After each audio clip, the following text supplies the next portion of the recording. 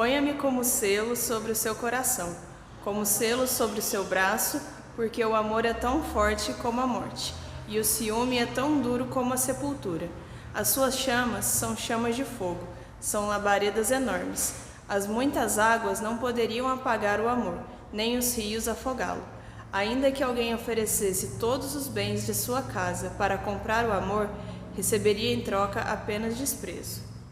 Romanos 8:35, 37 e 39. Quem nos separará do amor de Cristo? Será a tribulação, ou a angústia, ou a perseguição, ou a fome, ou a nudez, ou o perigo, ou a espada? Em todas estas coisas, porém, somos mais do que vencedores, por meio daquele que nos amou. Porque eu estou bem certo de que nem a morte, nem a vida, nem os anjos, nem os principados, nem as coisas do presente, nem do porvir, nem os poderes, nem a altura, nem a profundidade, nem qualquer outra criatura poderá nos separar do amor de Deus, que está em Cristo Jesus, nosso Senhor. Obrigado. Bom, a gente está concluindo, a nossa série de mensagens do jeito de Deus, onde nós falamos a respeito de coisas básicas, da vida. E hoje então a gente vai falar sobre amor do jeito de Deus. Até tinha colocado antes romance do jeito de Deus, mas eu achei que amor fica mais abrangente, fica melhor. E assim, essa semana eu estava assistindo o seriado da Mulher Hulk, Quem que já viu o seriado da Mulher Hulk? Não? É diferente, Mas é interessante, porque ela é uma prima do Hulk, Ela é uma advogada solteira na casa dos 30 anos. E o que me chamou a atenção essa semana foi que, um dos episódios, ela está extremamente frustrada com os encontros de aplicativo, Tipo Tinder, essa coisa assim, E aí tem uma hora que ela olha para a câmera e ela fala assim: gente, como é humilhante um encontro, na casa dos 30.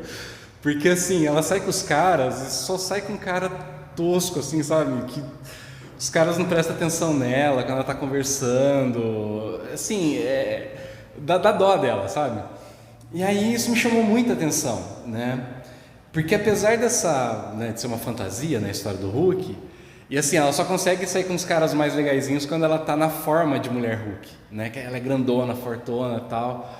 E aí ela encontra um cara legal, só que o cara só gosta dela na forma da mulher Hulk, não gosta dela normal, Então, apesar da toda a fantasia, mas para mim isso é um reflexo muito forte da nossa cultura, porque a gente vive numa cultura que ela é extremamente carente, enfermada no que tange os relacionamentos amorosos.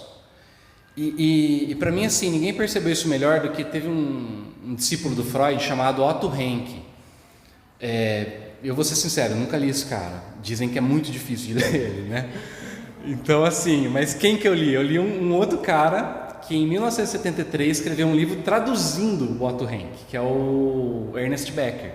O Becker, ele é um antropólogo, e aí ele pega então esse trabalho do Rank, ele traduz o que o cara está dizendo. E o livro dele, que chama A Negação da Morte, foi um livro que ele lançou em 73 e em 74 ganhou o prêmio Pulitzer. E é muito interessante as sacadas que esses caras têm, E porque para eles o grande lance é o seguinte: no momento que a nossa cultura ela retirou Deus do centro da vida, a gente precisava achar outra coisa para fazer a vida ter significado. E aí é interessante que eles vão trabalhar que uma das primeiras sacadas que o homem moderno teve foi jogar no amor romântico aquilo que antes a gente jogava para Deus. Então o Becker diz assim, vou ler, aliás eu vou citar ele bastante agora no começo, mas ele fala assim: podemos agora ver como o homem se meteu numa situação insustentável. Ele ainda precisava sentir-se heróico, saber que sua vida tinha importância no plano das coisas. Ainda tinha que ser especialmente bom para algo realmente especial. Aí vem a pergunta: se ele já não tinha Deus, como iria fazer isso? Um dos primeiros meios que lhe ocorreram, como percebeu Rank, que é o primeiro cara lá, foi a solução romântica, entre aspas. Fixou sua ânsia de heroísmo cósmico em outra pessoa, sob forma de um objeto de amor. Olha só isso, a autoglorificação de que ele precisava em sua natureza mais íntima, ele agora procurava em seu parceiro amoroso. O parceiro amoroso se torna um ideal divino no qual se realiza a própria vida. Então, em outras palavras, o que ele está dizendo para nós é exatamente isso. Aquilo que antes era direcionado para Deus, a nossa espiritualidade que estava direcionada para Deus, na modernidade ela passa a ser direcionada para uma outra pessoa, alguém que está aqui na nossa frente. Então o amor romântico idealizado, ele chega a ser idealizado ao ponto do endeusamento. A pessoa vira um Deus. E é só a gente ver as músicas românticas, né, populares, que a gente percebe isso, né? Eu até separei uma aqui bonitinha, ó. Linda do jeito que é, da cabeça ao pé, do jeitinho que for. E só de pensar, sei que já vou estar morrendo de amor. Coisa linda, vou para onde você está. Não precisa nem chamar. Coisa linda, vou para onde você está. Linda feito manhã, feito chá de hortelã, feito ir para o mar. Linda assim deitada, com a cara amassada, enrolando o acordar. Ah, se a beleza mora no olhar, no meu você chegou e resolveu ficar, para fazer teu lar. Qual que é a ideia por detrás de uma música dessa? A ideia é o seguinte: se você consegue se juntar, se unir com uma coisa tão perfeita em forma de gente, né, essa coisa perfeita em forma de gente que é tão elevada, ela vai te elevar junto. Então você se expande junto com isso. É isso que o Becker vai falar pra gente. Vai dizer: o homem moderno realiza sua ânsia de autoexpansão no objeto de amor, tal como certa vez ela era realizada em Deus.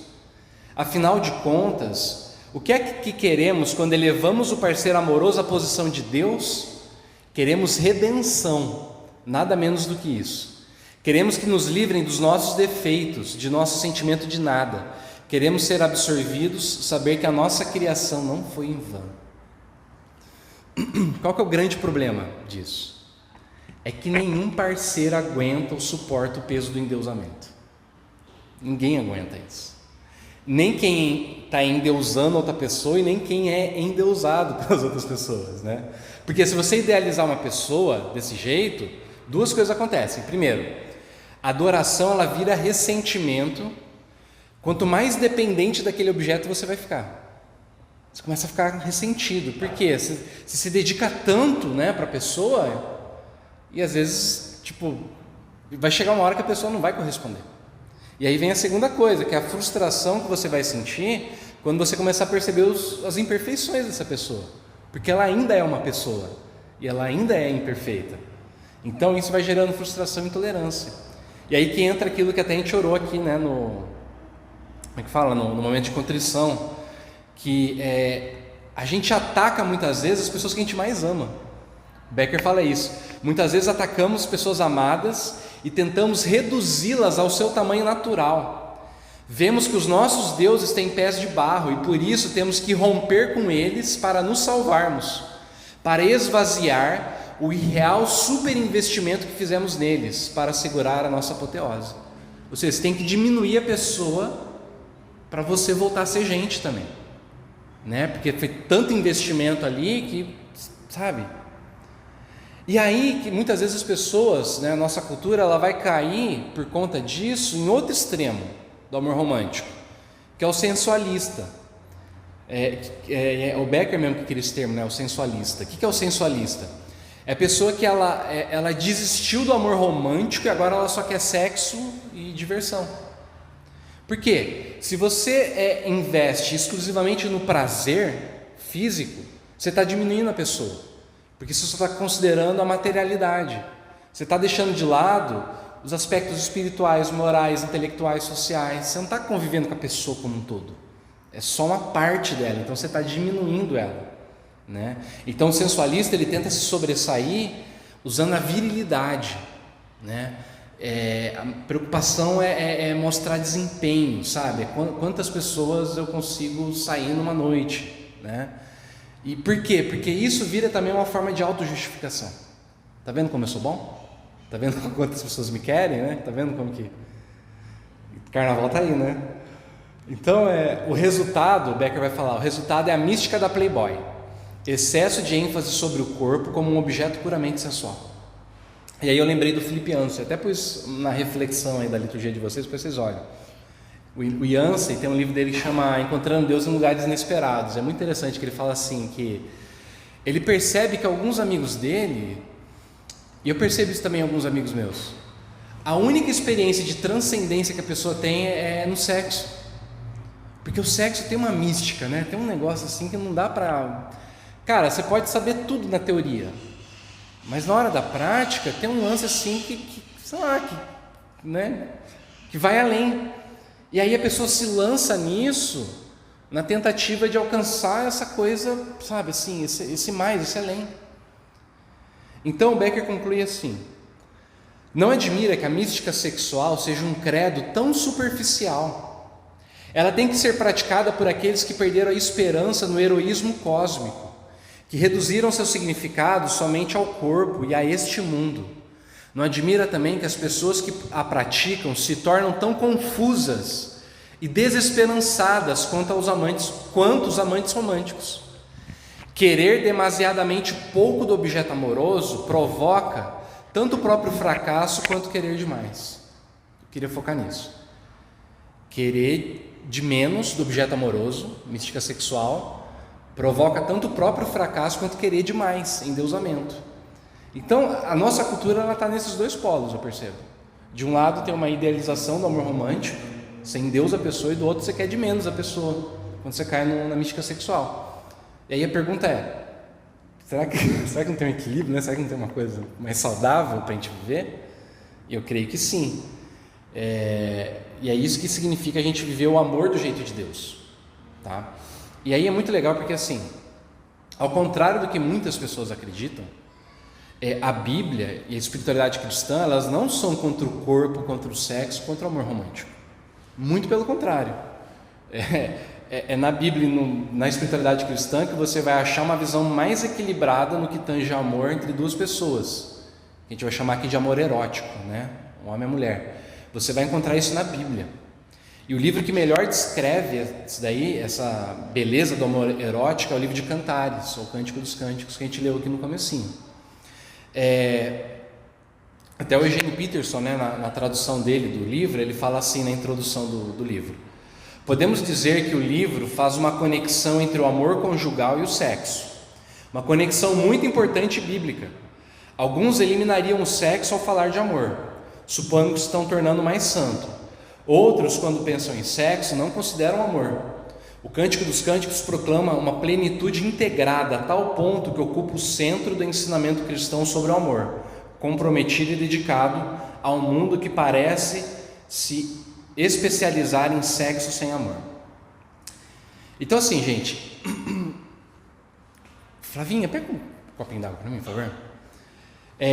O livro de Cantares, ele tem várias interpretações, assim, tem várias possibilidades de você ler esse livro.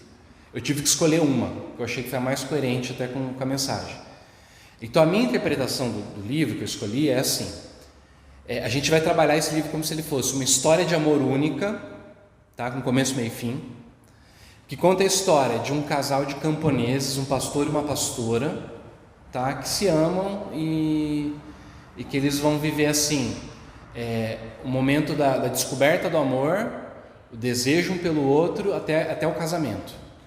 Então, se a gente olhar para o livro desse jeito, a estrutura do livro vai ficar mais ou menos assim.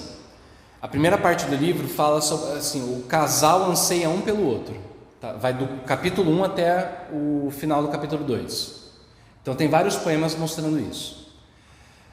Depois vem uma parte que é um sonho. A pastora sonha com um parceiro. E isso é uma coisa muito legal em Cânticos, porque a voz mais ativa, a voz principal é a da mulher, não é do homem. A do homem quase sempre é reativa. Quem toma quase toda a iniciativa no livro de Cantares é a mulher, né? Então isso é muito legal, porque assim, a gente tem que falar, né, de empoderamento feminino e tal, e aí vem o pessoal mais conservador que vai falar, não, a mulher tem que ser submissa ao homem, mas você pega Cantares, quem está tomando a frente quase sempre é a mulher. Então a gente, é bem para a gente pensar. Então a pastora, ela tem um sonho que vai do capítulo 3 até o capítulo 6. Aí depois vem uma segunda parte onde de novo eles anseiam um pelo outro, até que vem a última parte, que é o casamento, tá bom? A gente não vai olhar tudo, tá? A gente vai focar só naquele trechinho que eu falei para vocês, mas só para vocês tem que ter essa estrutura na cabeça, tá bom? Por quê? Porque eu percebo duas lições nesse livro que vão servir bastante pra gente. A primeira lição é que o que eles mostram pra gente no Cantares é que existe um momento adequado para o amor. Um momento adequado. E quando eu falo de um momento adequado, eu não estou falando de um momento ideal, tá? Porque ideal tem assim, essa ideia, essa fantasia de que tem que estar tudo perfeito. Então as pessoas hoje elas esperam um momento ideal para casar. Então primeiro eu vou ter minha carreira certinha, primeiro eu vou ter meu apartamento, primeiro eu vou ter meu carro, primeiro eu vou ter, sabe? Depois que eu tiver com a vida perfeita, aí eu caso. E, cara, sinto dizer, né? Mas, tipo, nunca vai acontecer, porque se a gente ficar idealizando muita coisa, a coisa não anda, porque não é assim que a vida é. Então, o momento adequado não tem a ver com o momento ideal, tá? O momento ideal é uma ilusão. E é uma falsa narrativa, na verdade, que a cultura joga pra gente. Você tem que estar com a vida resolvida, né? Aí você junta uma pessoa com a vida resolvida com outra pessoa com a vida resolvida. E a gente tenta fazer dar certo junto. Também é outra treta que rola, né? Então vamos lá. Qual que seria então esse momento adequado? Tem um refrão que se repete várias vezes no livro. Capítulo 2, verso 7, capítulo 3, verso 5, capítulo 8, verso 4. Não acorde nem desperte o amor até que ele queira. Não acorde nem desperte o amor até que seja a hora certa. É isso que está dizendo. A ideia, clara, aqui tem a ver com a sexualidade também. Então está falando assim, ó, não acorde nem desperte o amor até que seja a hora certa. O que acontece durante esse tempo de espera é que o desejo vai sendo nutrido. E ele vai se manifestando, o Cantares deixa isso muito claro, num anseio crescente. Eles vão desejando cada vez mais um ao outro, esse casal, né? E aí é legal porque no livro mostra que esse desejo ele é tanto consciente quanto inconsciente. Então a primeira parte que eu falei para vocês tem um desejo consciente, uma ânsia consciente dos dois um pelo outro. Então eles fazem vários poemas, por exemplo, louvando a beleza um do outro. Então o homem vira para a mulher e fala assim: nossa minha linda, como você é tão linda, eu te comparo às éguas de Faraó. Né? Pra gente hoje não faz sentido, né? Mas assim, a ideia aqui é a comparação assim. Ele está comparando a mulher, né, com a égua de Faraó. Não é um decréscimo da mulher. Ele está querendo dizer assim, cara, você, sei lá, é a mais bela assim que poderia haver, entendeu? Né? Tipo, de você pegar, assim, é até chato pra gente hoje em dia, né? Mas na época eles faziam esse tipo de comparação. Tem a ver com a espécie, entendeu? Dentro da espécie, né? Tipo, das éguas de Faraó era melhor. Então ele está comparando a mulher que teria de melhor.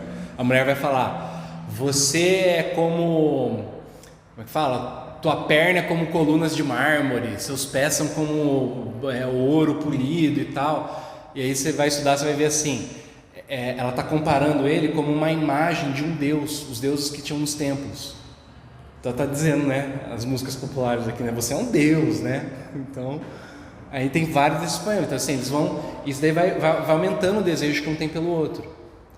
Eles falam do desejo mesmo, né? Então o Cantares começa com a mulher falando: beija-me com os beijos da sua boca, porque o teu beijo é melhor do que o vinho e tal.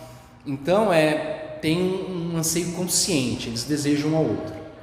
Só que aí vem a parte do sonho, que é muito legal, porque no sonho a gente vê o desejo inconsciente, tipo, mesmo quando ela está dormindo, né, e tipo, a coisa continua aí, você vê que aquela coisa vai reverberando.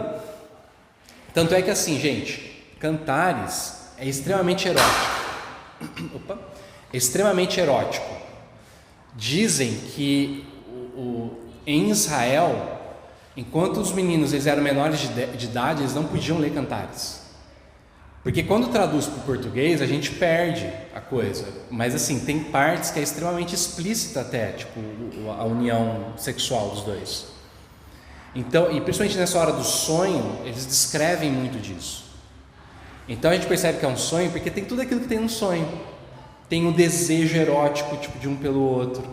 Tem o medo da perda, tem uma cena de pesadelo, tem tem uma hora que ela olha para o novo e ela imagina que ele virou tipo Salomão, né? Que foi o rei mais rico que teve e tal. Então ela tem essa idealização, né?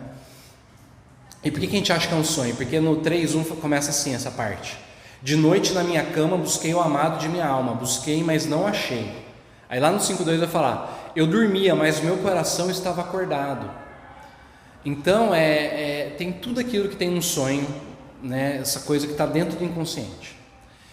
Só que aí então vem a última parte eles continuam desejando um ao outro, e aí mais uma vez repete o refrão, não acorde nem desperte o amor, 8:4. Só que depois dessa última repetição do refrão, o amor pode ser despertado, porque aí eles se casam. Então o amor ele pode ser acordado, ele pode ser desperto lá em 8:5. Debaixo da macieira, ela vai dizer, eu despertei. Ali a sua mãe teve dores de parto, ali esteve com dores aquela que deu à luz. Então tem um comentarista bíblico que vai explicar assim pra gente. A macieira, no capítulo 2, verso 3, é o lugar do amor. Aqui ela é o lugar do parto, que é para onde o amor erótico em tese leva. Então na verdade quando a gente olha para o Antigo Testamento a gente percebe uma coisa. Por exemplo, você pega a história de Isaac e Rebeca. Quando Isaac casa com Rebeca, o texto fala que ele vê ela, né, ela desce do camelo, ele vê, ele já pega ela e leva ela para a tenda da mãe dele. A tenda da mãe, a tenda materna, era a câmara nupcial, era o lugar onde o casamento era consumado, né? Então que depois também ia ser o lugar onde a mulher ia ter os filhos. Então tem um momento adequado para o amor. Ele acontece quando tem essa junção do compromisso com o sexo, tá? Até que isso aconteça, eles esperam. E essa espera, ela serve para aumentar o desejo. Então assim, gente, eu não quero ser rude, tá? Mas só tem uma comparação que eu posso fazer aqui. Aquela coisa, se a gente ficar beliscando antes do almoço, a gente não vai ter fome na hora do almoço, entendeu? Então a ideia aqui é mais ou menos essa, que tipo, vai aumentando. O James Bryan Smith trabalha isso, eu acho muito legal. Ele fala do triângulo do compromisso, né? Então quanto mais compromisso você tem, mais intimidade você tem. E aí vai aumentando até que chega uma hora que os dois se tocam. Então você tem o máximo de compromisso com o máximo de intimidade, né? E aquela coisa, eu não quero ser moralista, sabe? Tipo, sei lá, a ideia não é essa, mas eu acho que assim, tem uma sabedoria antiga que a gente perdeu e que a gente meio que banalizou a coisa hoje em dia. Tem dois sociólogos, que é o Mark Ragnerus e o Jeremy Wecker. Eles escreveram um livro que chama, não tem uma tradução para o português, eu traduzi como Sexo Antes do Casamento nos Estados Unidos.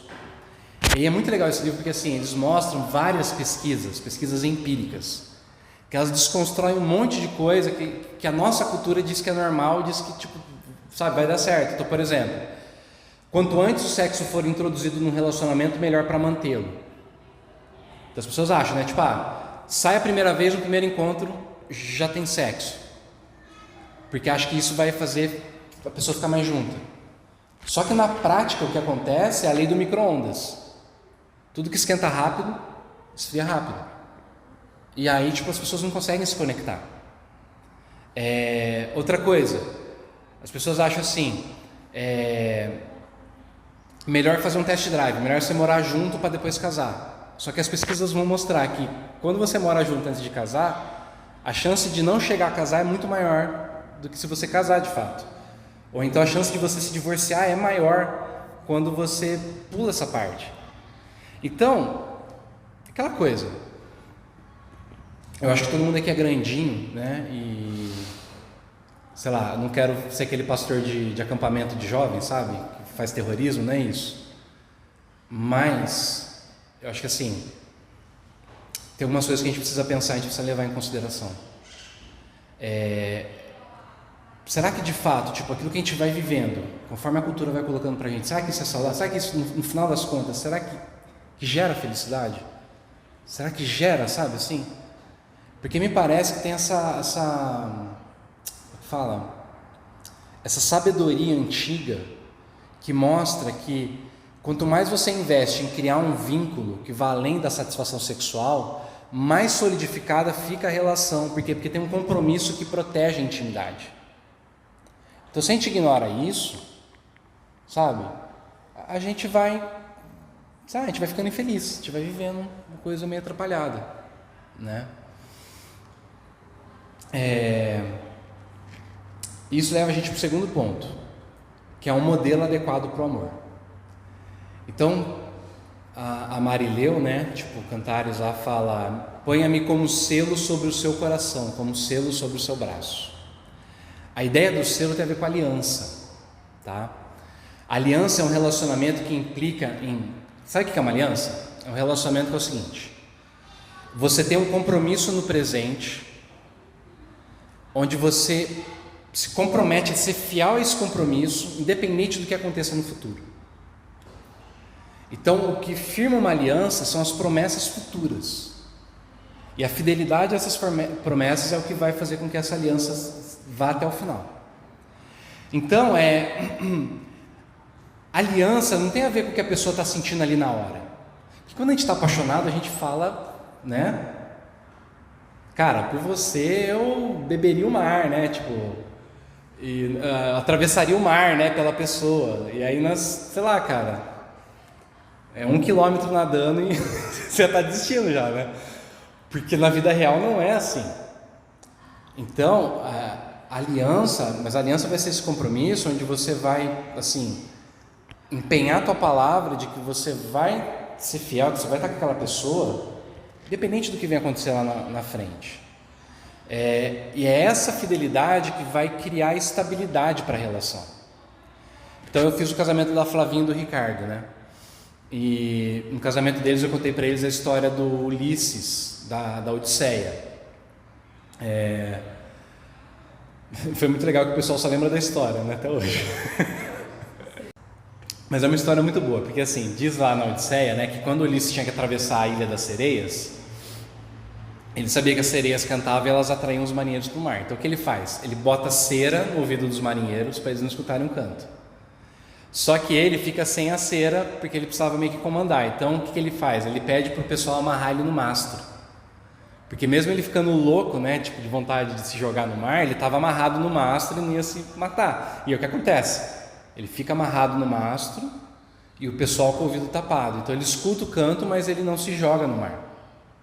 A aliança é o mastro do navio. É o que protege a gente do canto da sereia. Então a aliança é esse compromisso que faz a gente, independente daquilo que vai acontecer lá na frente, sabe, a gente fica amarrado no negócio. E é esse estar amarrado que vai gerar estabilidade. Então uma aliança perfeita, ela é um caminho sem volta. Assim como a morte. O texto que a gente leu fala isso. O amor é tão forte como a morte, o ciúmes é tão duro como a sepultura. Uma outra tradução que eu até gostei mais fala assim: o amor enfrenta até a morte, a paixão ri da mais cruel ameaça. Né? Então não por acaso que a aliança é a forma de relacionamento que Deus escolheu para se relacionar com a gente. Por quê? Porque a aliança, ela é forte que nem a morte, né? Ela vai até a morte, ela é fiel até a morte. Então no Antigo Testamento Deus fez várias alianças com o povo dele. Fez aliança com Noé, lembra do arco-íris? Né? Aliança com Abraão, com Isaac, Jacó, os patriarcas, com o povo de Israel quando eles estão recebendo os 10 mandamentos, com os reis, principalmente Davi, com Salomão, Deus fez alianças. E com os profetas, Deus sempre prometeu que Ele iria renovar essa aliança. Então o profeta Jeremias, ele promete uma nova aliança. Quando esse tempo chegar, farei uma nova aliança com o povo de Israel. Farei com o povo de Israel esta aliança. Eu porei a minha lei na mente deles e no coração deles a escreverei. Eu serei o Deus deles e eles serão o meu povo. E aí lá no Novo Testamento, então, Jesus vem para cumprir essa aliança. Então depois do jantar, Jesus pegou o cálice de vinho dizendo: esse cálice é a nova aliança feita com Deus, por Deus com o seu povo. Aliança que é garantida pelo meu sangue derramado em favor de vocês. Então a gente dizer que a aliança de Deus com a humanidade é garantida pelo sangue de Jesus significa que o sacrifício dele, o sangue dele derramado no nosso favor, garante a estabilidade. Não tem nada que muda essa aliança.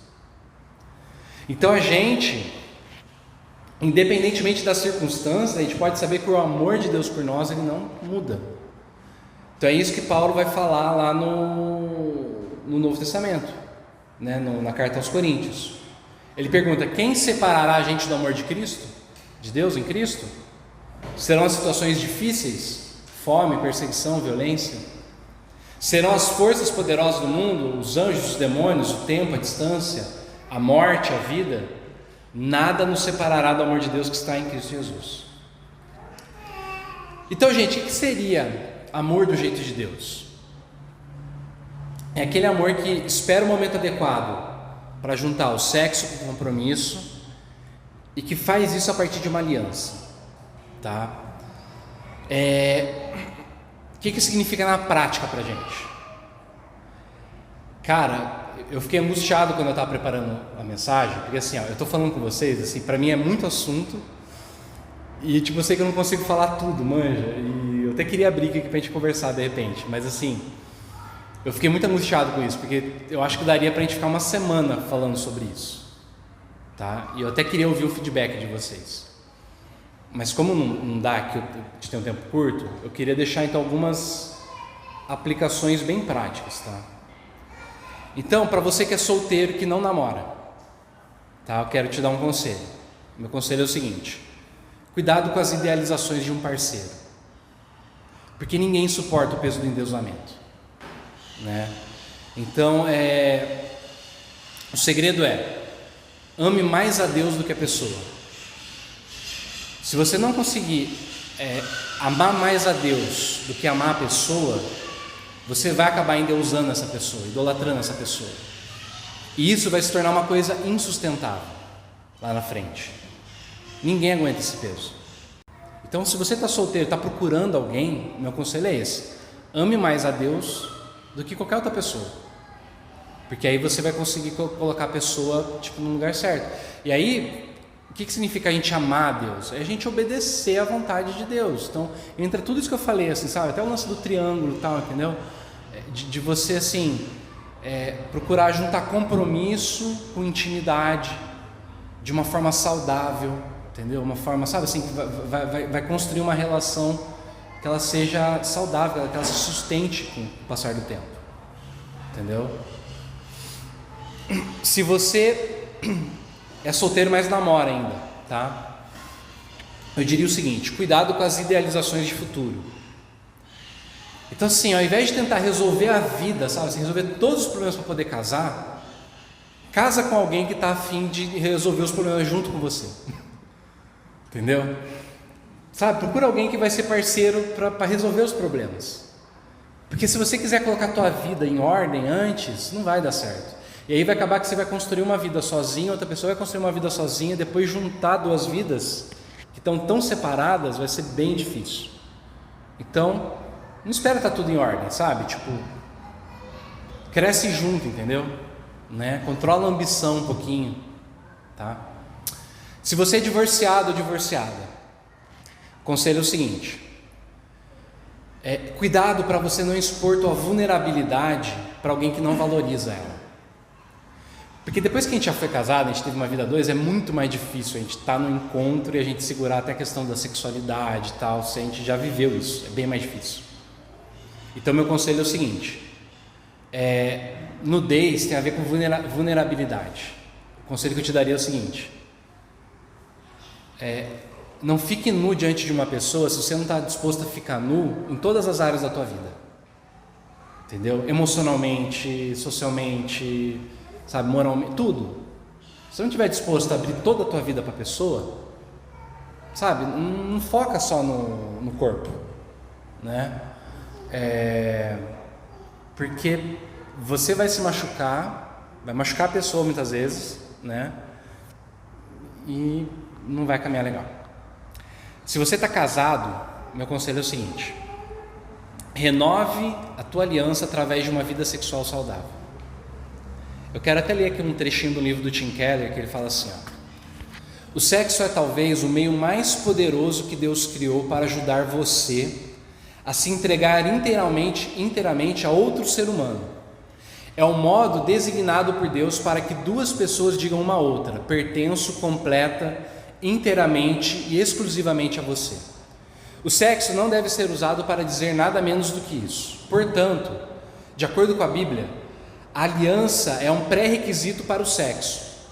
Ela cria um espaço de segurança para que haja vulnerabilidade e intimidade.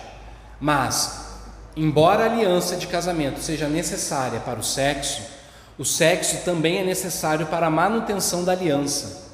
É a nossa cerimônia de renovação da aliança. Então, use tua vida sexual para renovar a aliança do casamento. Tá bom? Fica a dica aí, gente. Ele fala assim, ó, vamos renovar a aliança, né? Já sabe. Para concluir, eu queria concluir com também lendo um trechinho de um episódio de um podcast lá que eu tenho lá, que eu falei sobre sexo, e eu queria concluir com essa citação. Eu escrevi assim, ó: na cruz, Deus renunciou sua independência para ter intimidade conosco. Na cruz, Deus se tornou demasiadamente humano, fraco, nu. Deus ficou literalmente nu, vulnerável. Gente, vocês sabiam que essa imagem aqui, ó, de Jesus com um paninho ali, não é real, né? Porque as pessoas que eram crucificadas, elas eram crucificadas nuas. Era uma forma até de você humilhar a pessoa. Jesus morreu pelado, tá? Então, pensa bem, Deus se despiu de sua glória por amor a nós. Ele ficou nu. É por isso que em Efésios Paulo diz: por isso o homem deixa pai e mãe e se une à sua mulher, e os dois se tornam um só.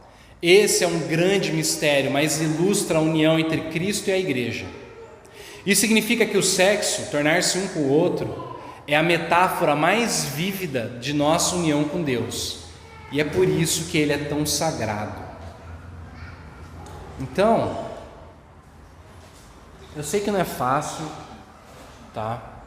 Que tem, sei lá, variáveis 1000, né? Mas é isso, gente. Assim, tem alguns princípios da Bíblia que eu acho que, assim, à medida que a gente vai seguindo, a gente vai vendo que não torna a vida mais fácil, mas torna a vida mais satisfatória à medida que a gente vai vivendo. Porque a gente vai tendo mais completude, sabe? A gente vai vivendo mais por inteiro as coisas. Então, eu queria te desafiar a viver o amor do jeito de Deus, né? Não é uma mensagem muito popular hoje em dia, mas eu entendo que é a palavra de Deus para a gente nessa manhã. E eu espero que Deus possa te abençoar. Tá bom? Pai, obrigado a Deus, porque o Senhor fala com a gente, porque o Senhor nos exorta, o Senhor nos anima, o Senhor nos corrige, o Senhor nos ama, meu Pai, de tal forma que o Senhor quer o melhor para a gente, meu Pai. Então eu peço que o Teu Santo Espírito possa completar, meu Pai, aquilo que faltou nessa pregação, que o Teu Espírito Santo possa iluminar, meu Pai, as nossas mentes, nossos corações, que Ele possa fortalecer a gente, meu Pai, nas nossas disposições, para que a gente possa obedecer essa palavra, meu Pai, que nós não sejamos apenas ouvintes, meu Pai, mas que possamos sermos praticantes, meu Deus, da palavra. Obrigado, Deus, por tudo que o Senhor tem feito por nós. Eu te agradeço, ó Pai, porque o Senhor é um Deus amoroso, um Deus que se entregou por amor a nós, ó Deus. Eu espero que a gente possa viver também uma vida de amor pelas pessoas, meu Pai. Obrigado por tudo que o Senhor tem feito. Eu te agradeço em nome de Jesus. Amém.